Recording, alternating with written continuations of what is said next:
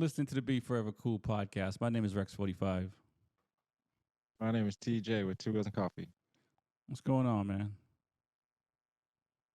We just had our solar eclipse. It was we had an eclipse, I don't know if solar or lunar, but it was a nice day out, so I got to ride, uh, get some miles in just for a little bit, but it felt good out there with some warmer weather, where I don't have to worry about layering up so much, but we're getting better. It's race week. Can't complain. Nice, nice. Well, But how about yourself? um, I did not go check out the eclipse. I saw like a lot of people did, and I kind of felt bad for a little bit that I didn't go do it. But it's not my thing.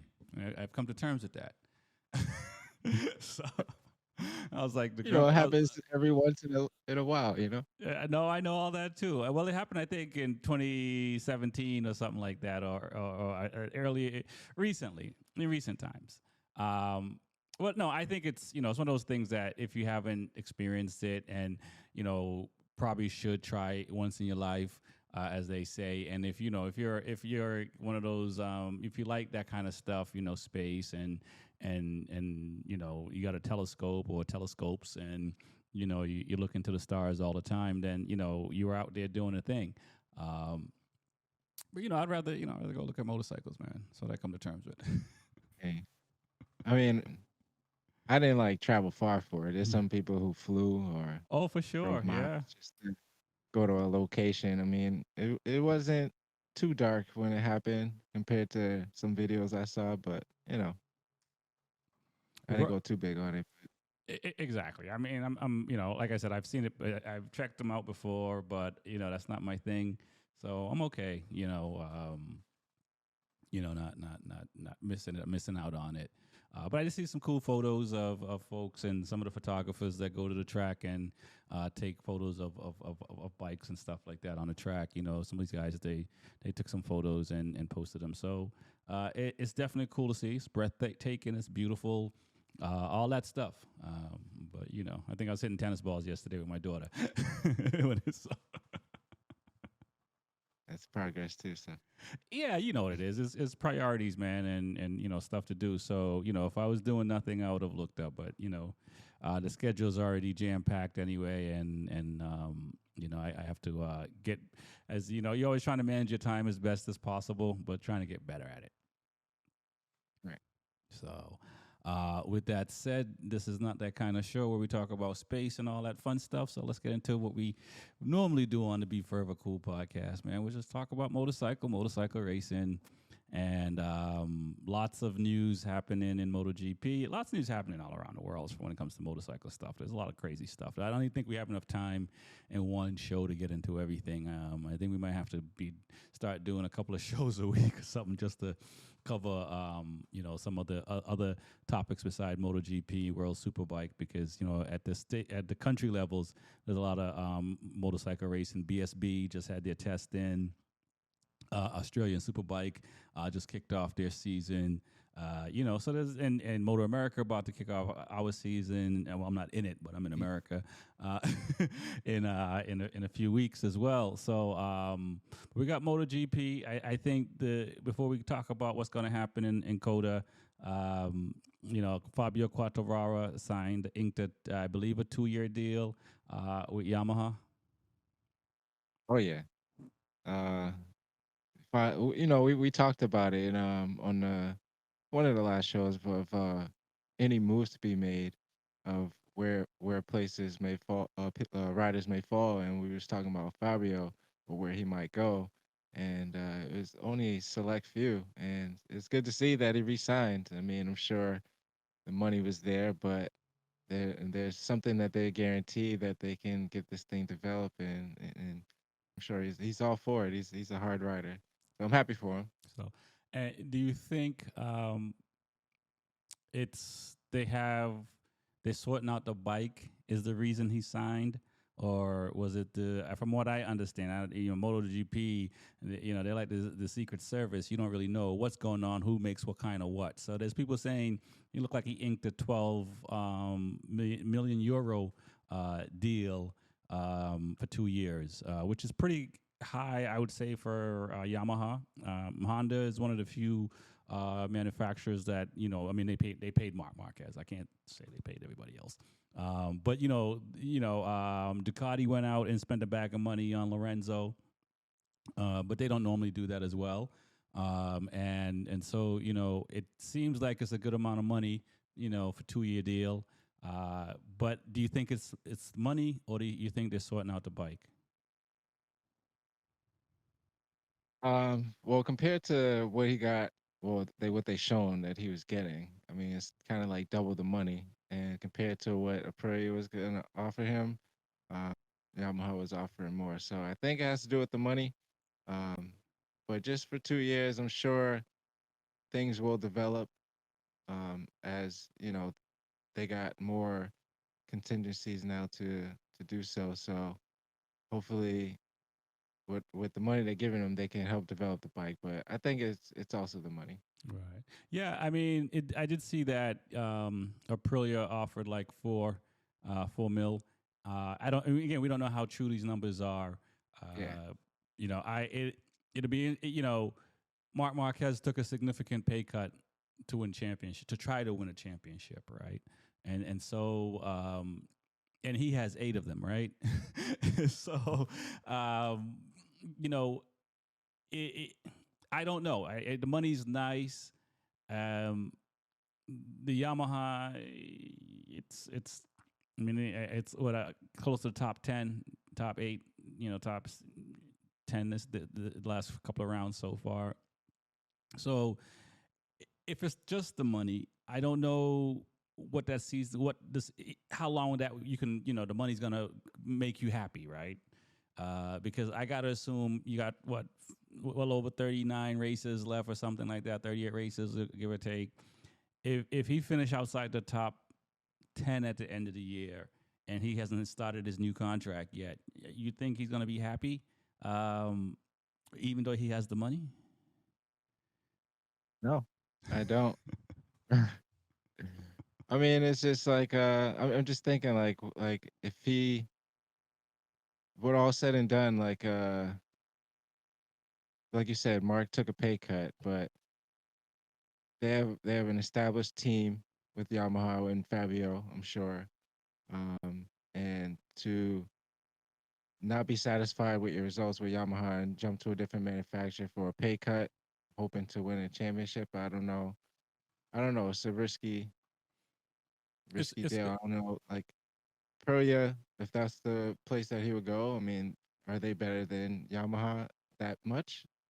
Uh, Yeah, I mean, I don't know. to go back to your point before, I think that it is risky to jump on a new team, to try to jump on a new team to try to win a championship, and so I do feel that, I don't know if there was even a thought. Maybe it was the media just throwing it out there that he was going to even entertaining other manufacturers.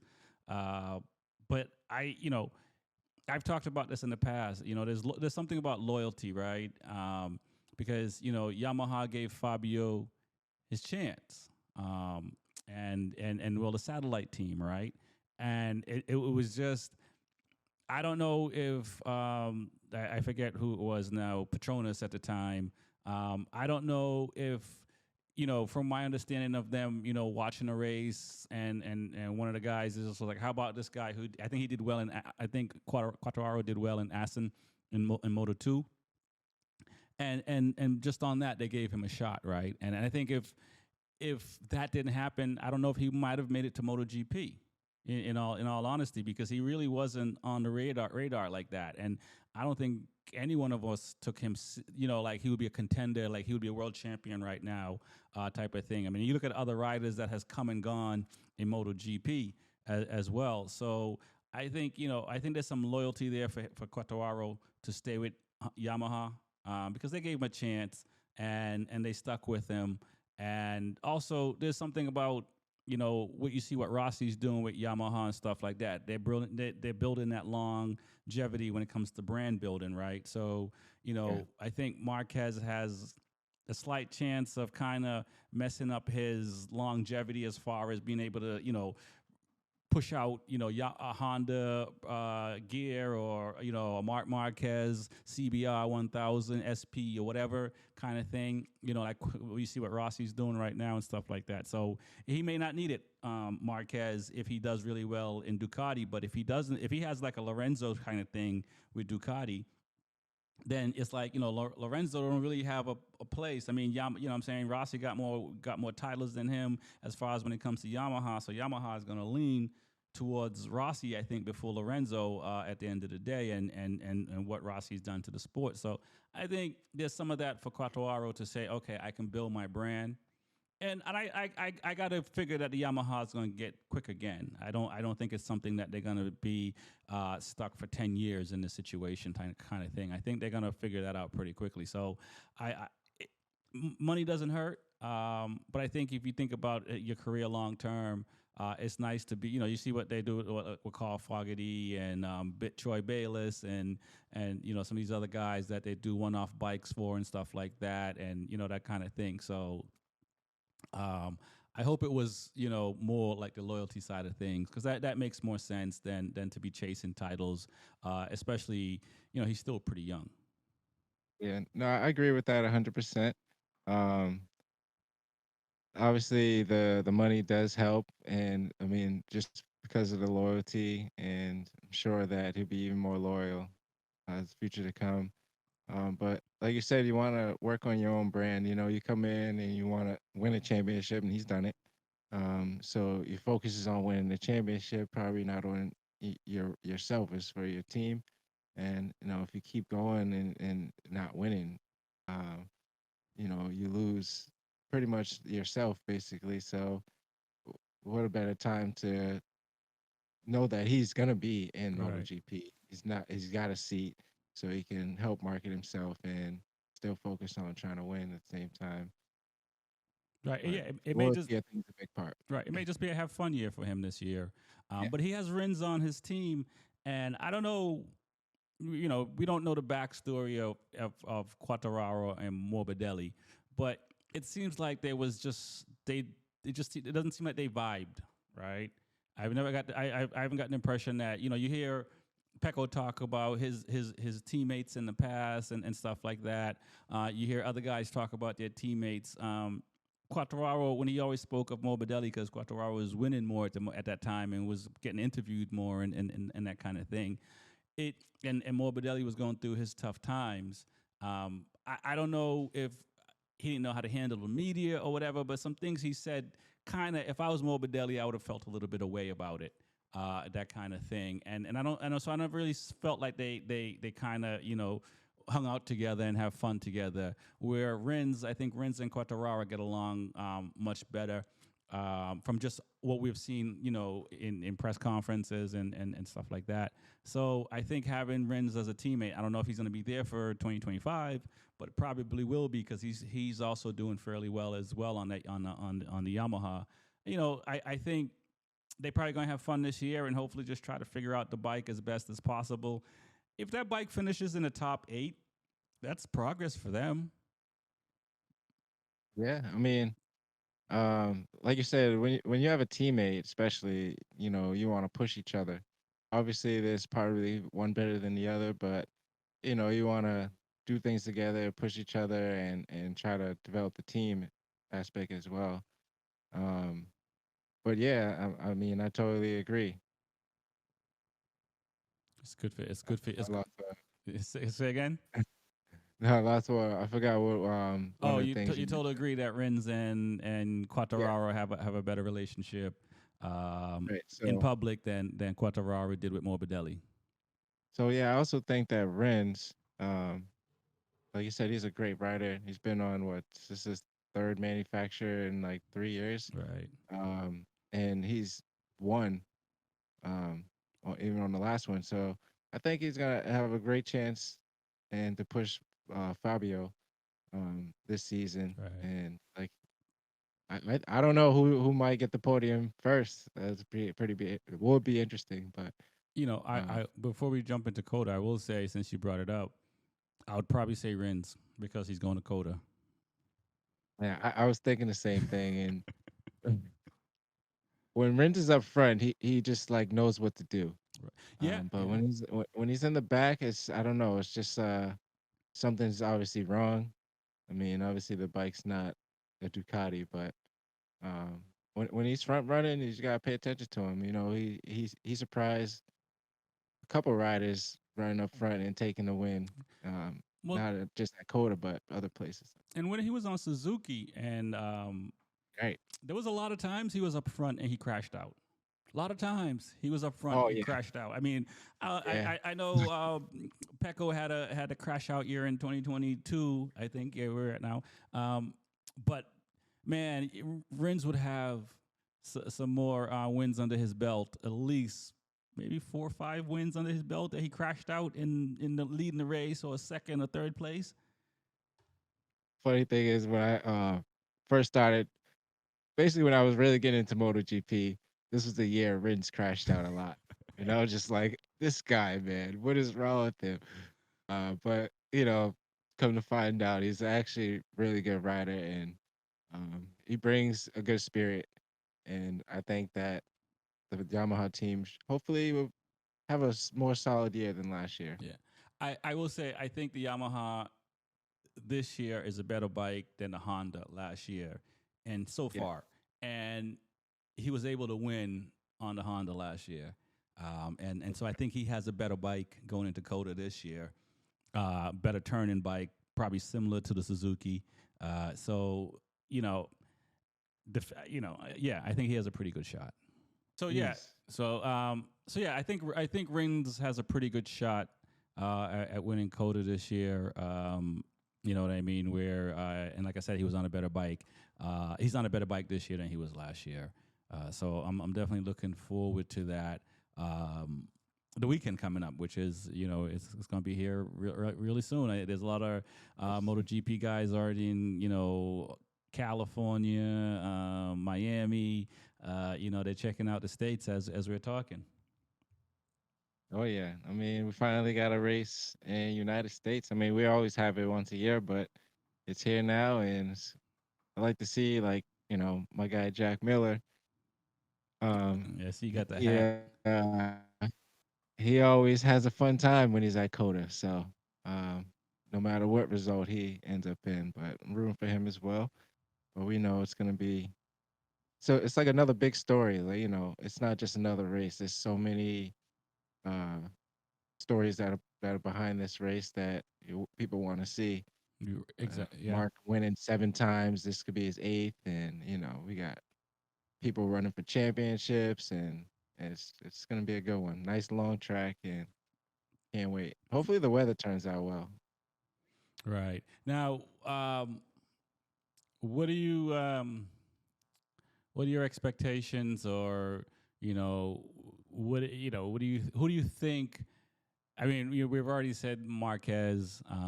We've already said Rins as far as winning, but what other riders, have a pretty good shot at this thing in Austin? We know Pecco for sure. I think the last time he crashed out in the lead. But Pecco for sure. Hopefully his teammate Bastianini. Bastianini Will, finished on the podium last year. so I think yeah that would be another front runner right there. That would be rubbing elbows, trying to stay up in the front. Right, right. So, Oh, these tires be wearing on this track too. So right eh, now, so you're thinking Pecco, Martin, not Martin, Bastianini. Um, yeah, I mean, if we're talking GP race, I would say um, Pecco, Bastianini, and then I think Mark will be up there too. right. Now, do you think that Pecco forgot about the last weekend? You think that's behind? Do you think We know he's going to be kind of a little nervous? No, no, No. we know Pecco. Mhm. He's I, we think he's matured past that Past that, from it's no. from the years past, the mistakes he was making, where you just gotta let it go and just go out there and focus and let it rip. You Right, know, right. I don't think he's worried about that. And do you think that he, okay, we'll see, because I'm not sure. It's. I mean, I do believe that Martin is. I don't know if he's. I wouldn't call it pressure yet, but I think if Martin does well in Coda, um, I think there might be some pressure. I don't know if he will do well because I do think DeMarquez, the Rins, I do even feel like Bezecchi's probably going to be up there, as you said, Bastianini. Um, you know, I I don't have memory of Martin doing well at Coda, or so I don't, to my knowledge. You know what I mean? I'd have to look, but I don't think so. So I can't really say here's a track that he's been on the podium already at and stuff like that. So because I think even one year he might have missed it when he broke all his bones, 9 bones or whatever. So I don't know how much time he's gotten in Coda, but I don't know if he'll run up front. But if he does, I think Pecco might be a little, I don't know if I get worried, but because at the end of the day, he, the worst thing that can happen is he doesn't win another world title, right? That's the worst thing The that can reason happen. the reason why I don't think he's worried, and I don't want to bring up like old races, but last year, at Catalunya when he fell off the bike in first place, basically almost got ran over. Mm-hmm. Um, that was traumatizing. I mean, he finished strong after that.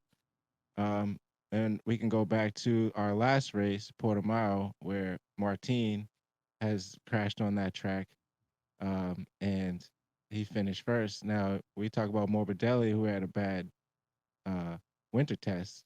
He didn't do too well, but I think Pecco, that incident is well past him because it was last year. Yep. Um, Everything is new, so yeah, I don't think it'll be much of a distraction unless it comes down to the cues where he is like third row or something, Right. where he has to fight through the field, and now he has to be worried because you're in the pack. Can't break loose, and now you got to worry about other riders Right. till you get to the front. Yeah. And we say all this, and we've mentioned already like 6, 7 riders. What about them boys on the KTM? I mean, they I mean, third, fourth, and fifth last round. I mean, Pedro didn't need it. Miller definitely. Brad probably had a little bit of slide, but a little bit of time because he's been doing fairly well so far at the beginning of the season. What do you think they're going to be? This this week, this coming weekend. like this is what makes the thrill of it because I just feel like how dare I forget Brad Binder? I mean, he's running in second place right now in points, and Right. this is like his year. You know what I mean? Like back when he would just never get on the podium. He was always finishing like six or lower.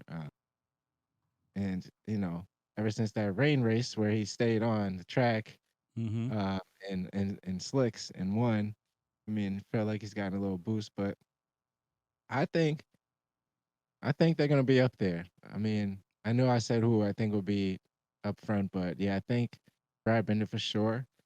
I mean, I hope that we know Acosta's gonna push. So I mean, hopefully he can manage the tires well. Right. And then hopefully same with Jack Miller. But out of those three, I think, as we know, Brad Bender will probably be at least top five, and hopefully probably win the sprint because he loves the sprint. That he does. And it's interesting because the KTM, they like we've been saying, since the beginning of the season, even before the season, they're starting to distinguish themselves as the closest, and they did it a little bit last year as well as the closest manufacturer to Ducati, and so to see them, you know doing really well. All the riders except for Fernandez. I feel bad for him because it's a cutthroat thing, and he's not no longer a rookie. And his teammate has more points than him, and he's the rookie. So outside of that KTM, all those other guys are outside, they either crashing out or in a top eight. Right.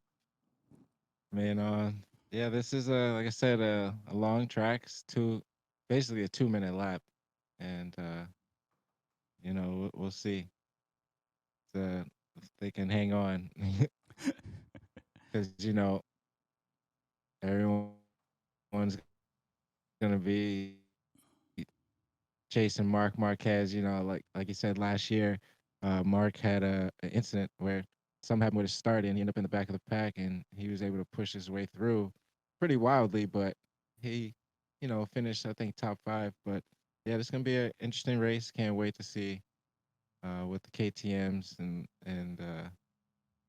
at least the KTM's do. We Right. know what the Ducatis and will be doing out there. Exactly. And now let's go to There's so the Aprilia yeah, boys.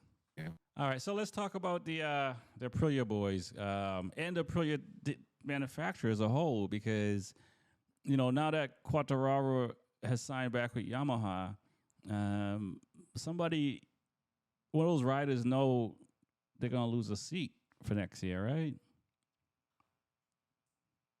yeah. I mean, somebody's gonna lose the seat, but I don't know. I mean, yeah. Now that there's a contract, like Fabio signed, who do you think? Who do I think is gonna lose their seat? Yeah, Um, I think that Vinales will keep his seat. I think they'll sign him for next year. I don't know what they're going to do about Aleix, because I think as a loyalty standpoint, they'll probably give him a 1 year deal if he wants to stay. They'll probably give him a 1 year deal if he wants it, because it's just he was with them when they were horrible, and he crashed a gazillion amount of times, and so I think they'll give him 1 more year if he wants it. And he's in great shape, so there's no reason why not to. I do believe that Raul Fernandez, is in trouble, and also Oliveira to a degree. But even though Oliveira was no fault of his own, just getting taken out so much last year and stuff like that.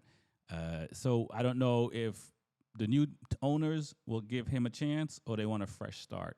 And you know, it is possible that Trackhouse might want an American rider in MotoGP, and Joe Roberts is doing really well right now for Moto2, who happens to, be American. So I think if Roberts have a good year, finishes top 8, 7, I think Trackhouse will probably give him one of those seats. I just wanted to hear your opinion first. I think, like Aleix said, that he was gonna be done at 35.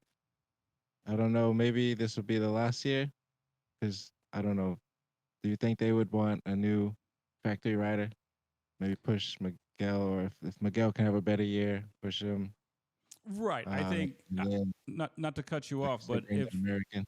if Miguel is, you know, if Miguel wins a couple of races this year and finishes up there close to Vinales, it's possible. I mean, he's riding. It's only 2 rounds. I don't want to say he's riding better than Raul right now, because he didn't do well at his home Grand Prix. So, I don't know. I mean, but I do think one of those seats, maybe both those seats, could be up for grab. And like we said earlier on, there's going to be a lot of riders that are fighting to get a contract for next season. And we know one guy's coming in already from Moto2, and possibly two guys is coming in from Moto2. So that means two people got to go. Maybe one, definitely two. We know one has to go already. So, and KTM, they did well by Polo Spargro by keeping him for another year as a backup rider and stuff like that. I don't know if Aprilia is going to want to do that. You know what I mean? I can see them keeping on Aleix as a test rider if he wants it, but he probably still wants to compete. But you know, I can see that happening. He becomes a test rider, which makes perfect sense. But you know, Aprilia they're in a tough position because they also do have some other young riders. I mean, you could look at Lopez. I mean, they could bring Lopez in but if Lopez got to he you know these guys in Moto 2 got to show they got to ride smarter or make smart decisions, I should say, on the racetrack. Because if they want to get into MotoGP, right? Because Lopez has the opportunity because he does have this skill, but some of his decision making is making him. It's not that he ain't fast. You know what I'm saying? I mean,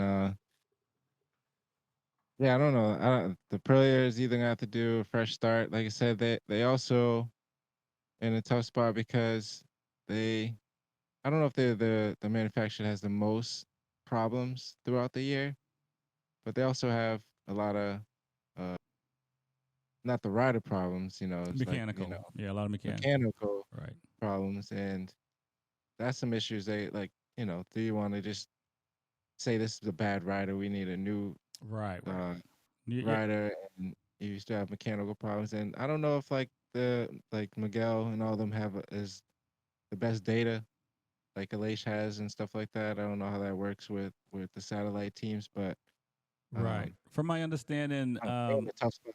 yeah, from my understanding, the European teams do a lot a better job at sharing data and stuff like that. But yeah, you know Aprilia has had a lot of a lot of mechanical problems, and that's definitely killed Aleix and killed well all of them. All these guys Already this year. have yeah all of them had pitted early for mechanical. Yeah, already this year. Yeah, yeah. So and I know like that one race that Vinales did really well in. Apparently, whatever clutch they used was illegal, so they couldn't use it, and so that's so they had to. I mean, and I think they're still trying to sort out the clutch issue. From my understanding, maybe there's other issues as well. But that's a tough. It's weird because we just accept not accept but we just accept Yamaha and Honda being bad bikes. We're not like what's wrong, what's this, what's that, but like where the Aprilias is kind of like they kind of know what's wrong, and it's kind of it's interesting because they haven't found a workaround for it yet or a fix for it yet, and that's because really it sounds like it may be a couple of pieces that's really stopping that bike to being more consistent. I don't know what it is. It's always seems like some with the gearbox, obviously. I mean, like last year, Maverick's chain popped off. Yep. Yeah. Um, like this race two, he was last lap literally, and he couldn't shift in out of gears. Like Yep. I don't know. I mean, we know that all the bikes have their mistakes, but these are like crucial ones. Yep. Like you can't ride without a chain. Right. Yeah. Uh, you So can't shift. Like you got no drive. right. It's like I don't know what's better, crashing out on a Honda or having mechanical on Aprilia.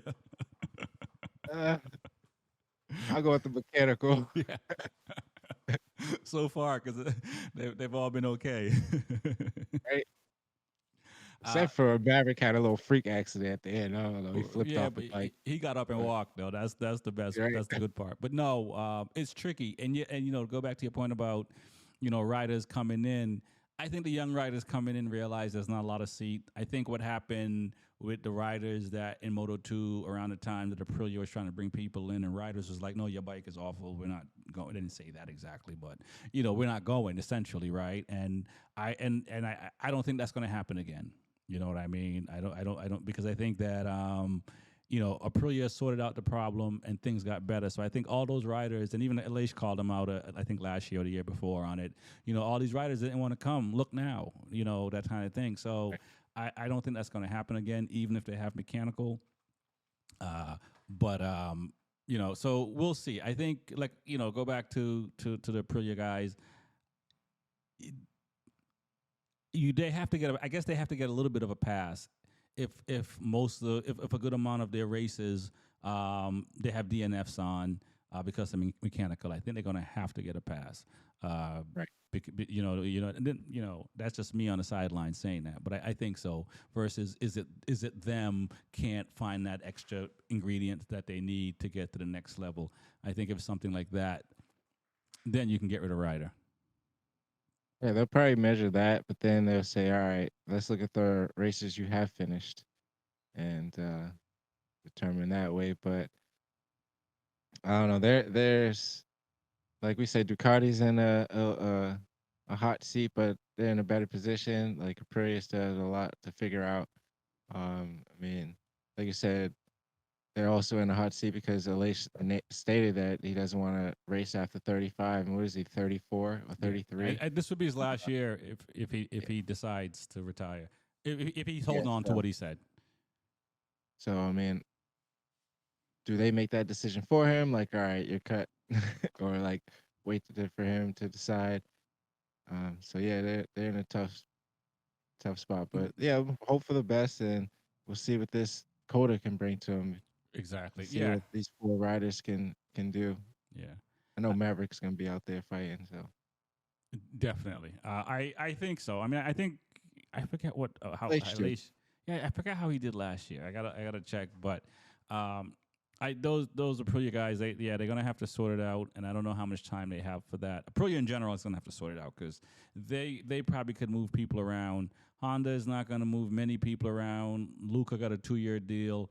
Zarco got a 2-year deal. So it's Mir and this Taka Nakagami. I do believe unless one of the Japanese riders in Moto 2 have a standout year, I don't see Takanakagami going anywhere because it seems like that side of the Honda garage is going to keep a Japanese rider. Right. I mean, can't blame them. I mean, you got to keep the legacy going. I mean, I want to see him at least get on the podium once. I agree. But, I agree. It would be nice to see him get on the but pole. He did get pole once, twice, I believe, and and so yeah, same thing. I mean, he's had you know, bad luck with the Honda as well. I mean, there was times when he was running well and crashed out, and he's. I think most of his seat time on the Honda is in the troubled times. So he hasn't really had a good bike like Marquez had once upon a time. You know what I mean? yeah, to probably just waiting for Gore to develop, and when it's time, transfer over. I don't know if that's how their process worked, but yeah, I was bringing up the results from last year. So Alex Rins actually won. Yeah, oh, yeah, yeah. On the Honda. Luca Marini, Fabio, and Maverick finished fourth. Right. So yeah, so Uh, Maverick got a chance. So Fabio's on the duck. He got a chance. I don't see Miguel finished Marini. fifth. Huh? Miguel finished fifth. Yeah. So it's going to be a fun weekend. I don't know what the weather is going to be like yet. So it'll definitely be interesting to see. I'm gonna be glued to my computer screen, my TV screen. As lucky, I'm not racing this weekend or going anywhere. So you know, what I mean, it's just gonna be real. Just watching, and it's U.S. time. So I'm just an hour behind from us. That's beautiful, right? Yeah. They also the press conference they're going to be talking about the switchover, so it's going to be interesting to stay tuned for. Right. Yeah, Uh, and that deal did happen between F1 and MotoGP Dona. So it'll be interesting to see what happens there, man. I was watching a little bit of Formula One over the weekend, so it's going to be interesting to see what happened. I think it's going to be good for motorcycle, for MotoGP in general. I think these folks are in the business of entertainment and making the best spectacle they can make of the event. So fingers crossed it'll go well, and it's only going to get better. hey, I'm in it for the better. Right. And we got all these exciting riders, and I mean, got to make it an exciting time for the spectators. I'm enjoying it. The only thing, like I said, I don't like is the news that they hide. from us. The details that we want to know. Oh, gotcha. Yeah, you know how that go. But Before we jump off of MotoGP, we need to really talk about the Honda riders. I mean, I think we covered everyone else. We talked about Taka Nakagami a little bit now. But Mir, Luca, Isarko, um, I mean, I think they all finished in the bottom. You know, the top, the bottom four, bottom fifth of the last round. I think they know they're in it for the long haul. Um, what do you just got want there? Luca Anything? Marini to do good, man. Say again. I mean, Luca Marini's new factory team. Um, he got all the support behind him. Obviously, he's a great rider. I want to see him do good. Like I said, last year he finished pretty well in this track, and as far as Joan Mir goes, like I just wanted to see him get points. Like last year was pretty devastating. I mean, out of 20 races or 21, you finished maybe two or three. That's for a team manager. I don't want to see that. Right. I need you to finish, even though the bike's probably not in good shape. But yeah, I want to see him do well. I don't know how much fighting they can put up with what we got with the Ducatis and all that up front, but hopefully at least them two can put something together. And yeah, the other Honda boys like Taka, we'll see. Yeah, I know it's he comes out and fight in when it comes down to qualifying or practice. He's always up there in the top times until everyone figures things out, and uh, they're always off by a second anyway. But yeah, for sure. Yeah, I do. I think when the summer break will be a good indicator of where those boys are. And how frustrated they are with the process or the bike or whatever. I think when by the time summer break we'll see that because they're gonna have a lot of riding in by then, and if it's if I think like Zarco, who I think those guys are like Zarco, right? And Zarco, when he went to KTM, and KTM wasn't like the Yamaha because he did well on the Yamaha. When he went to KTM, he wasn't doing well, and he left. Right? He's just like, I don't want your money. I can't take your money. This is, and so when you're a young rider, you want to win. You want to be you want to be on a team that's winning. You want to be if you're in basketball or any sport, especially if you got talent, right? If you're one of the top guys or gals, right? You don't want to be on a rebuild team. You know what I mean? And Zarko, now that he's older, he's like, I'm more mature. It's like I could he could have stayed 1 year. He had the option to stay 1 year with Ducati, but he wanted this future a little bit more secure. He's okay, building the bike and bringing it back and stuff like that. Versus just I want to win now. So those young guys, they want to win now. And so even though I mean in Luca's case, I think and Zarco, but Zarco's older. In Luca's case, I hope he has that Zen mentality of Zarco where he's just going to come do his job and continue to do his job because if he does, he'll probably get another 2 year deal on the factory team if he's just doing his job. But if he gets disgruntled, because again, look, no one likes being in last place. I don't care even if you're racing around your house. You know what I'm saying? It's of like no, course, no one wants to be in last place for very long, and so I'm gonna run it back. exactly. So you know what I'm saying. So I hope that in Mir's case, I don't. Where's I mean, it's interesting because I mean he's a world champion. He could go to Aprilia, maybe. But other than that, where would he go? Like he would have to stay with Honda. I mean, that's gonna have to try to develop something there. Like you said, Luca Marini. Good thing that I know Rossi's is by his side too. So Right. I Yeah. mean, And the VR 46 Academy squad. yeah. But Zarko, he shocks me every time. He always got the fight in him, even doesn't look like it. It seems like he knows how to save his tires. I think sometimes he does it too much. where he'll start creeping up late in the race and make his way to the front. Yeah, when he was on it, Uh, when he was on a Ducati. yes, I guess he's trying to keep that technique, and it's not working or Yeah, something. I don't because know. him and Bastianini did that very well. Managed their tires well, and the last 10 laps on the move, and significant difference. But yeah, so who I don't know. We'll see how it plays out for the year.